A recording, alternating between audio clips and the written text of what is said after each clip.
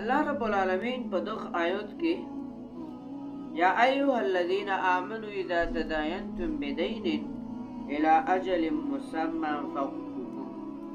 الله رب العالمین د انسان د خیرخواهی دی چې کله انسان مسلمان بنده د چا سره لین دین کوي، د چا سره چې کوم د قرض معامله کوي، مفسرین حضرات فرمای چې د چا سره د پیسو خبرې وي نو الله فرمای چې دا خبرې په منځ کې ولیکو، فاکتبو په یو موقع باندې دغه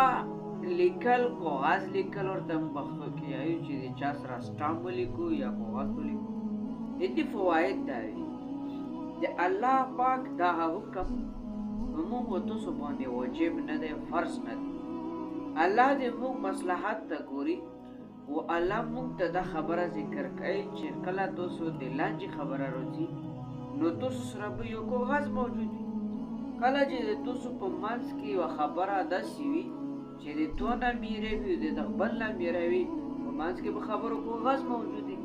نو الله رب العالمین د انسان د جګړې د ختمېدو دپاره، د اختلاف د ختمېدو دپاره، په ملک کې او په قوم کې د امن راوستلو دپاره الله رب العالمین دا حکم نازل کړلو چې ای مسلمانانو کله چې د تاسو د یو بل په منځ کې د قرض والا معامله راشي یا چې کوم د ګاڼې والا معامله راشي یا که د تاسو په منځ کې هر قسمه د خبرې راشي نو هغه منځ کې چې کوم د تاسو کاغذ ولیکو. الله فرمایي ولیکتب بینکم کاتب بالعدل. الله چې کوم دی فرمایي چې تاسو په یو کاتب لیکونکي باندې هغه تاسو دا کاغذ ولیکو، خو په دا کې تمامې خبرې ولیکو.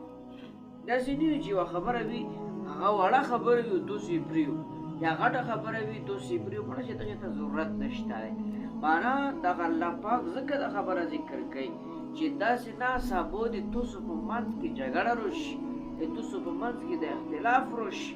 د دې د ختمېدو دپاره الله فرمایي چې دا کاتب دې پوره خبره ولیکي. و الله رب العالمین فرمایي چې یو داسې یو کس چې دی قرض حاصلوي اخلي یا چې کله ورکوي نو په دغو دوو کې که یو خبره نشوله کولی، معنا خبرې وله نه وي زده، نو الله رب العالمین فرمایي چې د ده یو دوست دی، یو ملګری دی، یا د ده چې هر څه وي رشته داري هغه دې د خبرې وکړي په دغه خبرې دی چې کوم دی د ده نه ولیکلی شي، ځکه چې دغه خبرې دا په انسان په اهمیت لري او د خبرې باندې باور دی. الله رب